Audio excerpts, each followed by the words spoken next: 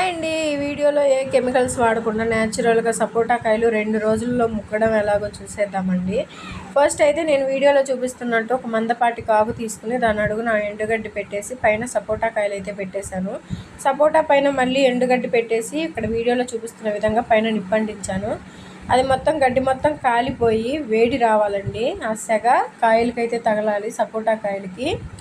ఇక్కడ వీడియోలో అయితే చూస్తున్నారు కదా, గడ్డంతా అయితే ఎలా కాలిపోతుందో అలా అయితే మొత్తం గడ్డి మొత్తం పూర్తిగా కాలిపోయి మనకి గడ్డి అనేది నల్లగా వచ్చేయాలి. పైన గడ్డంతా కాలిపోయి పైన అయితే మసాజ్ చేసిన తర్వాత ఇలా అయితే పైన పేడ పెట్టేయాలి.